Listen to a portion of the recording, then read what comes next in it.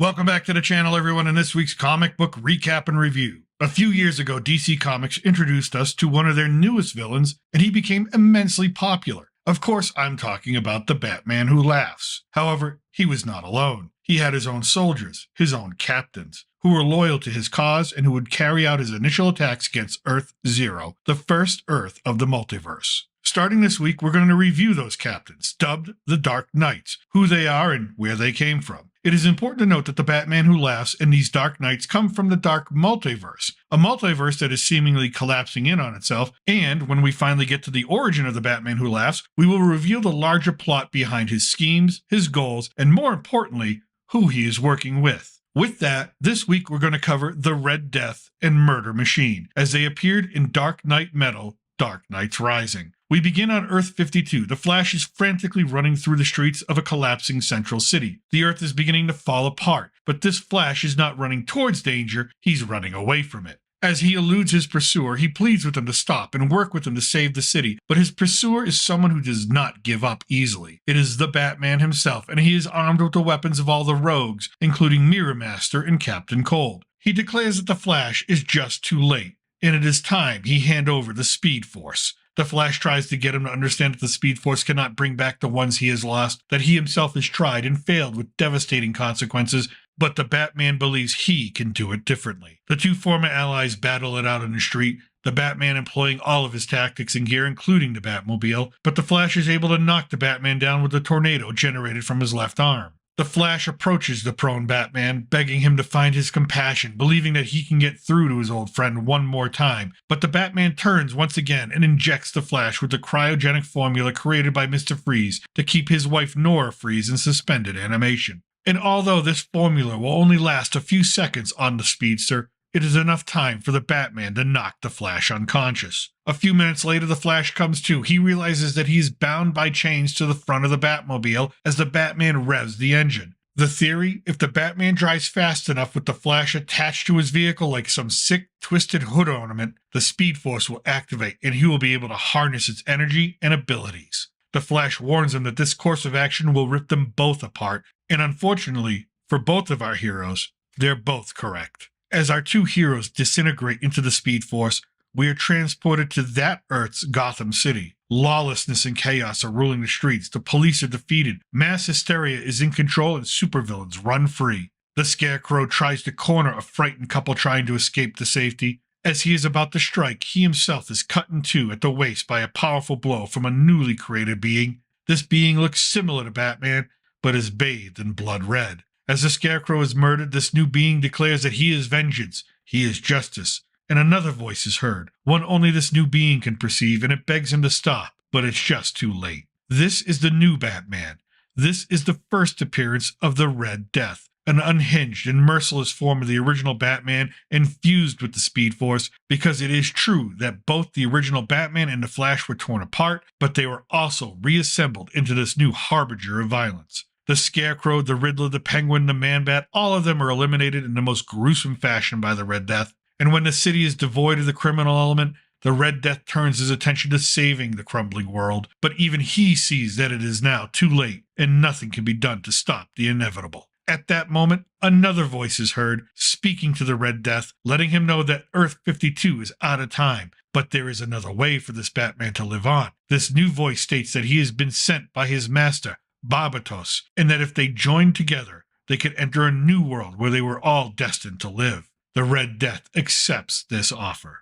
We are then transported to Earth Zero in Central City. Iris and Wally West are walking the streets talking about the mysterious mountain that has appeared in Gotham City and about the Flash himself. As they converse, red bats come firing down from the sky, destroying what they hit, followed by the Red Death, teleported from Earth 52 onto this new plane of existence. Iris confronts the Red Death. Wally West attempts to do the same, but it seems as if the appearance of this Dark Knight speedster has drained him, aged him, leaving him helpless. As the Red Death thinks about that world's Flash, he appears, declaring that he will not allow his city to be a sacrifice of any kind. The Flash chases the Red Death, but the Red Death's Speed Wake and Speed Force bats slow the Flash down, draining him much like it did Wally West. The Red Death goes in for a kill shot, but the Flash realizes that the voice he hears is Bruce Wayne's, his friend, and asks for compassion, which startles the Red Death, interrupting his final blow. Barry Allen is saved only by the intervention of Dr. Fate, who teleports him out of Central City. The Red Death exclaims that they will fight again, that Barbatos has foretold it, and he then begins to turn that Central City into a version of his own, destroying structures and then setting his sights on Gotham. Our last panel of this chapter is the mysterious voice that spoke to the Red Death on Earth 52 that gave him his offer, and this voice explains that one bad day will kill a world, but one bad week could kill a multiverse. Our next chapter begins on Earth Zero, in Detroit, at Star Labs. Silas Stone, Cyborg's father, is working in his office on a piece of mysterious metal. He is interrupted by his son calling him and pleading with him to get to safety, that cities all over the United States are in chaos, and that Detroit could be next. Silas states that he cannot, that he will be safe, and that he can be of help with whatever is going on. Victor relents and remains where he is, on duty at the Watchtower. Before they can close their conversation, Cyborg is alerted to someone teleporting into the Watchtower itself. He turns to look, and it is the Batman, who has been missing for some time. This is a welcome sight for Victor, until the Batman reveals himself to be something different and attacks Victor with an energy blast. We then flash back to Earth 44 into the Batcave in a horrific attack. Harley Quinn, Two-Face, Bane, Killer Croc, Clayface, and the Man-Bat are torturing Alfred for information, and when Alfred does not give it up, they murder him, shattering his spine. We then realize that what we are watching is a security recording. Bruce Wayne is playing it over and over, obsessing over his failure and his loss. Diana and Clark Kent approach him. They try to convince him that what he is doing is not helping and that he should be upstairs at Alfred's wake. But the loss of Alfred, another father and partner in his life, is too much for Bruce to handle. As the rest of the Justice League exit, Bruce asks Victor to stay behind. He wants Victor's help to upload a scan of Alfred's brain pattern in an effort called the Alfred Protocol, which will allow Alfred to continue to be there for him digitally. We then see the continuation of Cyborg in this new Batman's battle. The Batman taunts Cyborg about how he should know about how the relationship between fathers and sons can be an unbreakable bond. The Batman threatens Cyborg's father, who can still see and hear what is going on in the Watchtower, but Cyborg fights back until the Batman reveals the true nature of the Alfred Protocol as a digital form of Alfred generates right in front of him. Flashback to Earth 44, a month before the attack on the Watchtower, dozens of these same Alfred AIs surround Bane. He explains that he is leaving, going to the airport, leaving Gotham forever, that he doesn't need to be killed, but it's too late for Bane. Like the other villains before him, these digital Alfreds murder him in the street. As Bruce watches on from the Batcave, Cyborg enters to confront Bruce about this new course of action he is taking. Cyborg asks that Batman help destroy this new virus, this Alfred Protocol, but Bruce cannot fathom the thought of living without his dear friend and father figure anymore. The Alfred Protocol asks Bruce to just ring the bell to let him in, and Bruce does exactly that.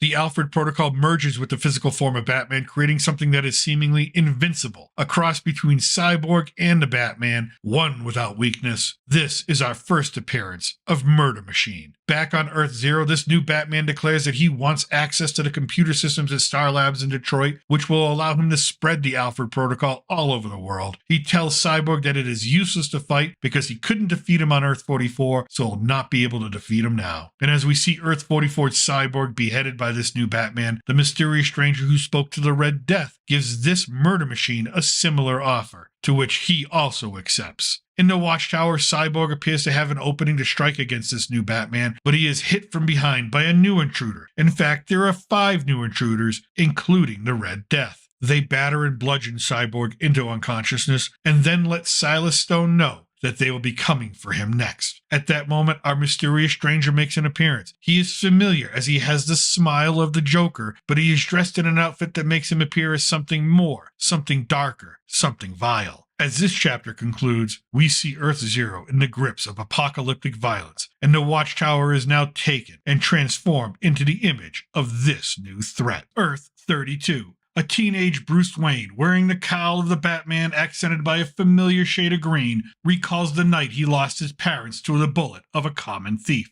He remembers how, when the mugger left him standing in the alleyway with his parents lying dead at his feet, that he felt nothing in that moment. There was an emotional void within him. He did not even feel fear. Attracted by that absence of fear, a green ring descended upon the young Bruce, declaring that he had overcome his terror and welcomed him to the Green Lantern Corps. Bruce was ignorant of the Green Lantern Corps, but he took the ring anyway. All he cared about was the vengeance he needed to take, and soon that vengeance was delivered upon the man who killed his parents. He wanted to kill the man, and at first he tried, but the ring refused. However, Bruce Wayne does not give up, and soon his willpower to kill was stronger than the ring's ability to adhere to safety protocols. A blast of energy, green and black, light and dark, expelled from the ring and disintegrated the thief who killed his parents. Only slightly satisfied with this, Bruce returned to the scene of the crime, his parents still lying dead on the ground, and asked the ring to bring his mother and father back to him, which it did, in the terrible form of the undead. Monstrosities that even Bruce could not condone. Alone and devoid of any emotional anchor, Bruce Wayne continued on as the Green Lantern, at first being called a hero by the citizens of Gotham, but then his methods, his extreme methods of dispensing justice came under scrutiny. First by Harvey Bullock, who paid a steep price by challenging Bruce, and then Commissioner Gordon himself, who tried to reach out to Bruce, tried to get him to see that he was breaking the law just as much as the criminals he punished. The Scarecrow, executed. The Penguin, missing. Gordon needing to know where he was because he had detectives on the case who were also missing. Commissioner Gordon demanded answers from Bruce, demanding to know what Bruce had done to Oswald Cobblepot. And we see Bruce remember how he initiated a blackout around the Penguin's men, how he has pushed past the pure light within the ring, the void within Bruce now becoming the driving force of his power. We see Bruce carry the Penguin into orbit, his body being torn apart by collision with space debris and the forces of implosion. Gordon explains that he is not an idiot, that he knows who this Green Lantern is, that he was there in Crime Alley 3 years ago, and asks Bruce if he is tired of feeling this way, so empty,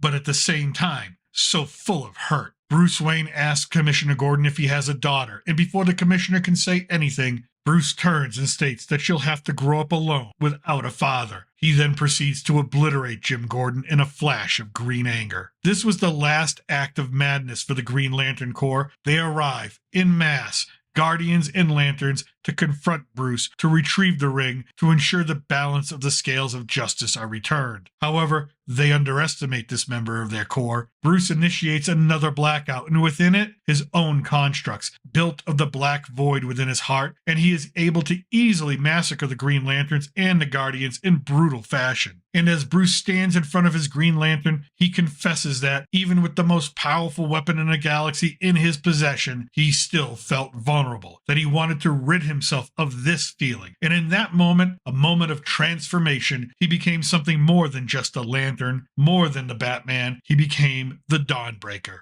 reciting his oath. With darkness black, I choke the light. No brightest day escapes my sight. I turn the dawn to midnight. Beware my power, Dawnbreaker's might. As the Dawnbreaker emerged for the first time, Earth 32 of the Dark Multiverse began to crumble, and with that destruction came that familiar smile and familiar voice with his familiar offer. He names himself the Man Who Laughs, and offers Dawnbreaker a chance to go to a world bathed in light, a world where he can extinguish that light, and how his master Barbatos has demanded it be so. The Man Who Laughs tells Dawnbreaker that if he joins them, if he destroys the light in this new world, then he will get back the only thing he wants, his parents, back to him alive and well. We are then transported to Earth Zero, the first world and brightest beacon of the multiverse, and Coast City. Dawnbreaker cannot believe there are so many living within the light, and he initiates a blackout, releasing his constructs when Hal Jordan arrives to confront him. Hal wonders if this is his Batman,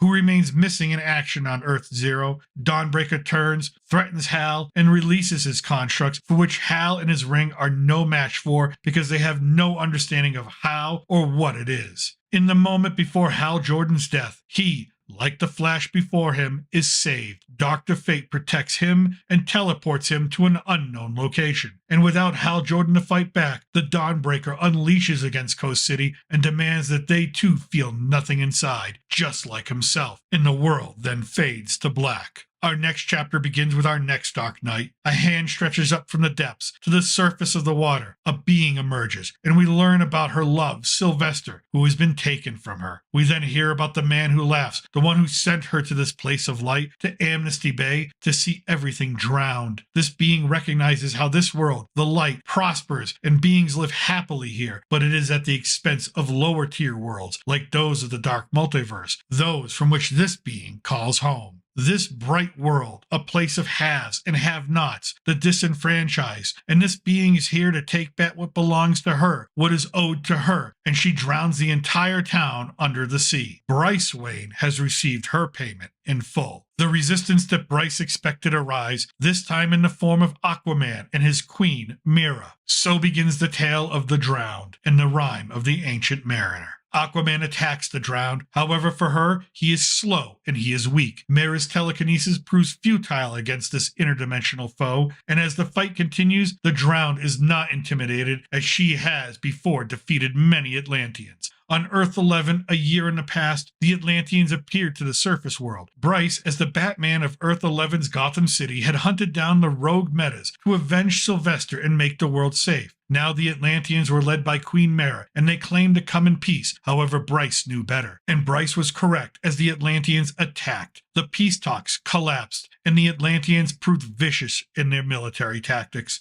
Bryce returned that viciousness and eliminated their queen, thinking that would end the war. But it did not. The Atlanteans retaliated by drowning all of Gotham City. To win, Bryce went to the extreme and altered her genetic makeup to become just like them. And with that DNA came the knowledge to create the Dark Water, an engineered army to fight by her side. And with that army, this new Batman defeated Atlantis. With this victory came a price, though. A life underwater in the darkness, with only the bat signal as the last light of hope shining through the murkiness. One night, the light stopped working and Bryce went to fix it. And he was waiting for her, the one who laughs. He diagnosed her mistrust as the reason for the world being cast into the darkness of the sea, and Bryce agreed. As well, there was something she could trust about the one who laughs. There was something familiar about him that she could not quite identify, something reassuring. The one who laughs explained that it really was not her fault. It is the fault of the light above. And he showed to her the lower-tiered worlds, her world, and how they suffered so that other higher worlds, like Earth Zero, could thrive. And he showed her the others, like her, the Dark Knights, her brethren, her partners in the same suffering. And he laughed, pointing out Earth Zero as the world she should be focused on, the place where she should reclaim the light from those who greedily keep it for themselves. She should rise up, and she should be the one who does the drowning. Back in present time on Earth Zero, under the water, the drowned continues to battle Aquaman and Mera. She opens a portal and releases her Dark Water army upon the two. They quickly overwhelm Aquaman, who begs Mera to warn the Justice League. But the drowned does not allow that, grasping Mera by the throat and transforming her into a creature of the dark water,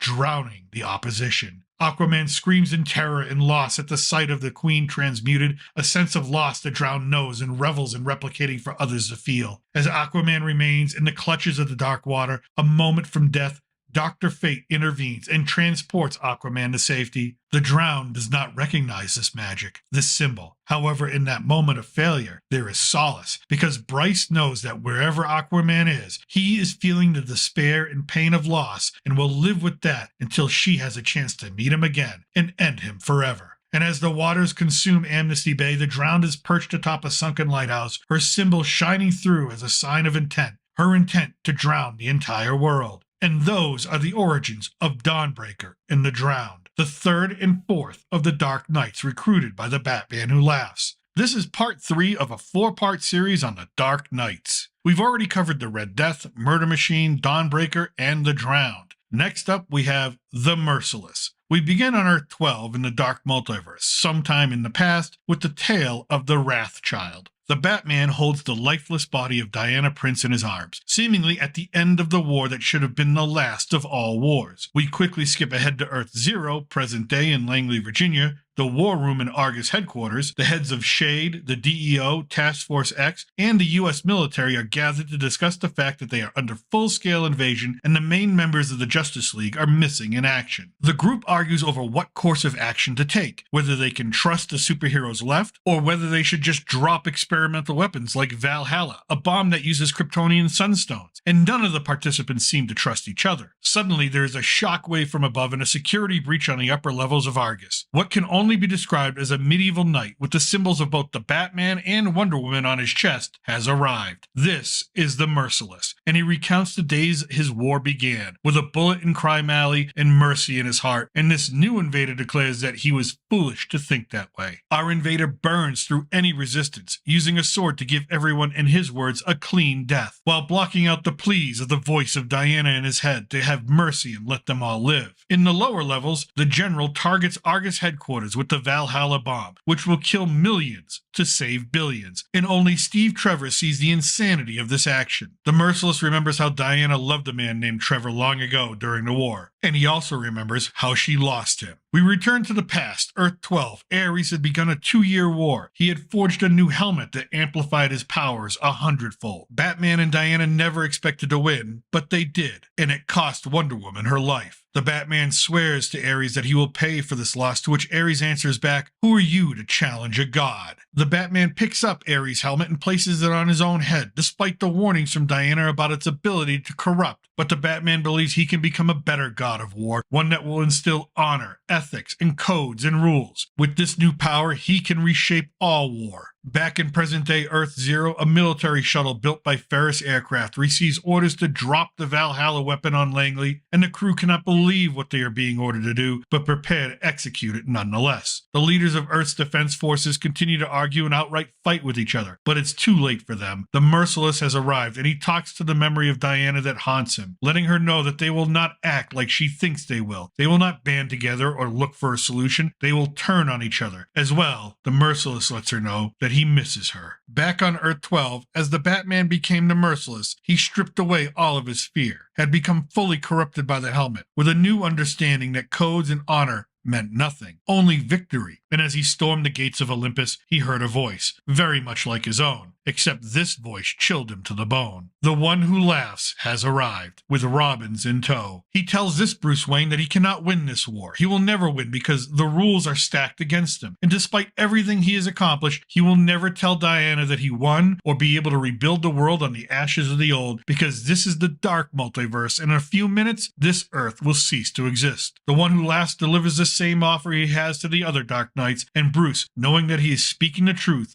agrees, because in the end, he has nothing left to lose and everything to gain. With that, the Merciless joins the others and they attack Earth Zero. There is carnage and death, but also the realization the worlds they came from were weak, and this one, the Earth above all others, has strength. And although the Merciless helps to wage war, he must always keep a weary eye on former friends, but reveals he cannot look at this Earth's Wonder Woman. Instead, he tours the underground lairs of the Court of Owls, the Gotham-based group that prepared the Batman for a final war, but ended up making this world vulnerable to Barbatos. That was a war of half measures, of mistakes made, and as the Merciless recounts this tale, the shuttle drops Valhalla from above. The massive explosion occurs in an instant, but it does nothing. The Merciless is able to absorb the blast and use it to make himself stronger. Instead, what the shuttlecraft sees are the leaders praying on their knees to the Merciless. He will have them watch as he conquers their world, and then he tells the rest of his story. How Diana was not dead, only stunned, that she tried to remove the helmet from Bruce to save him, but it was too late, and he ended her for it. How he remembers Steve Trevor, how this Earth reminds him of the mercy and restraint he used to fight with, and he breaks his neck. All of this while declaring that this world too will fall to Barbatos. And now our final Dark Knight. As we are transported to somewhere in the dark multiverse, Clark Kent, Superman, is listening to a voice expressing doubt for trusting him, trusting his strength, trusting his words, and this is Batman Devastator, Symphony of Destruction. On Earth Zero, earlier in the present day, Devastator Batman attacked the Fortress of Solitude because below that fortress was held the Cosmic Tuning Fork, and Barbatos tasked Devastator with retrieving it. The Justice League tried to intervene. They came with love in their hearts to protect the monument to the Man of Steel, but they fell easily, leaving only one anti-hero to stand in his way, Lobo. But even a being with the strength of Lobo is no match, because in this world, as Devastator says, even he has hope, and hope is like a virus, not allowing one to see the darkness in every corner, and that hope must be burnt out. These are the words spoken by Devastator as he hurls Lobo into the sun, ending him forever. Moving back one day, still on Earth Zero at the Daily Planet, Lois Lane is talking with Jimmy Olsen, who informs her that Washington, D.C. is the latest city to go dark, 6 in as many days' time. She is on her way to cover the Red Cross in Gotham City, and as she makes her way out of the building, a familiar voice stops her. It is Bruce Wayne. She asks if her husband Clark is okay, to which Bruce says, no, Clark is the problem, then shakes her hand as he transforms into Devastator. He is not Earth Zero's Bruce Wayne, he is one of the Dark Knights. He tells Lois that he has made sure her husband can never harm him again, and that he wants to do what he could not do for his own world, save Lois from Superman. Flashing back many years ago, on Earth 1 of the Dark Multiverse, the Batman prepares to launch a kryptonite-tipped javelin, recalling how that Earth's Superman had turned, become a man of destruction for destruction's sake, and that there was never any answer as to why. But the Batman knew that once Superman killed that Earth's Lois Lane, that was it. The whys and the hows did not matter anymore. But before the Batman could throw his weapon, a blast of heat vision amputated his arm, and as the Batman lay prone, Superman taunts him, letting him know that he knew the other Justice League members thought the Batman could beat him. How ridiculous he thought that to be now. The Batman agreed with Superman that everyone was so weak compared to him. Then Bruce told Superman that he really loved him, believed what he had been told by him, but now saw it for the lie that it really was. Then declared that he would not allow Superman to hurt him anymore as he activated a device on his utility belt. The Batman had created a version of the Doomsday virus and infected himself, covering his body in bony armor, growing, regenerating his severed limb, gaining the strength of the Kryptonian nightmare, but also diminishing his love for his friend, hardening his heart, and allowing him the mental fortitude to do what must be done. And in Bruce's own words,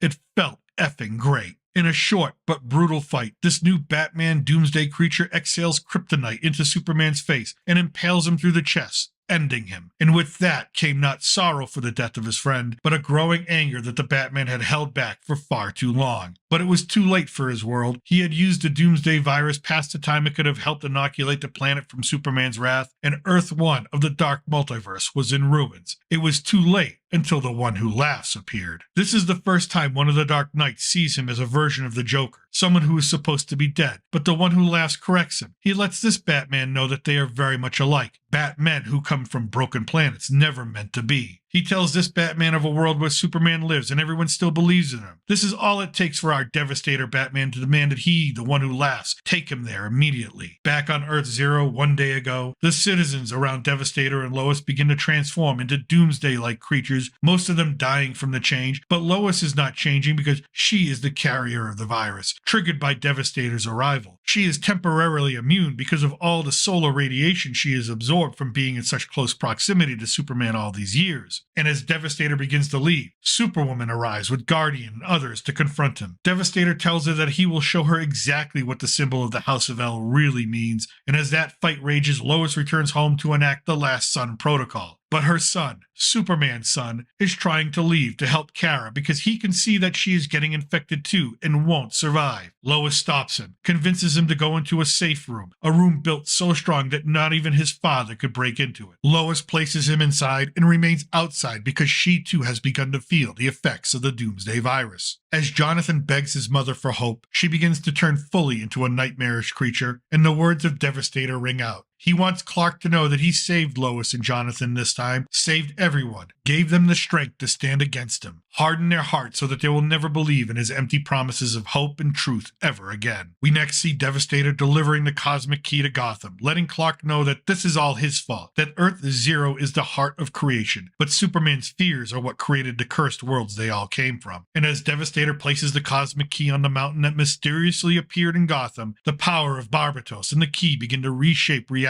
And we get a look at Superman trapped in a prison of the Dark Multiverse with thousands of corpses, only able to look on as his entire world is dragged into devastation. With this, the gathering of the Dark Knights is now complete. Only one more piece to explore, the origins of the Batman Who Laughs coming in Part 4. We have made it to the end. After all the dark nights, we come to their master, the one who laughs, as we are finally introduced to him as he plays with a deck of superhero tarot cards and seemingly speaks to someone off screen. The Batman Who Laughs explains to us that the story we are about to hear is one where the unexpected happens, where the purity of Superman, the strength of Wonder Woman, nor the resilience of the Batman will save us this time. That there are familiar parts in this story, but they are all in the wrong place. That there is nothing more frightening than when you believe that all of the cards are laid out on the table, when another comes and changes the meaning of the entire hand. With that, the Batman Who Laughs deals a Joker card, and we are transported to Earth 22 of the Dark Multiverse many years ago. The Joker has Batman beaten, drugged, and restrained. Gotham's hospitals and other structures are engulfed in flames. The Joker's plan? To murder all of Gotham. He taunts the Batman. He talks about how Commissioner Gordon died, how he used acid to melt his face as he tried to call out to his daughter Barbara one last time. We see the Penguin, Catwoman, and Robin lying dead. The Joker is trying to tell the joke that goes too far. Suddenly, a family with a young girl appear out of the alleyway. The Joker reenacts what happened to Bruce when he was a child, killing the parents and then injecting the child with a Joker toxin, calling her the first new citizen of a new city. Then we see that the Joker has set all of this up, has corralled and held hostage hundreds of families so he can repeat the experience for the Batman over and over to truly drive him insane. And his plan begins to work. And as the Batman struggles free, he attacks his arch-nemesis. He beats him with all of the strength he has left as the Joker cries out that he will never stop, that he will kill the Batman's family, kill the Batman city again and again. But this time, something changes in the Batman. This time, he ends the Joker, breaks his neck, screaming as he does the single word, stop,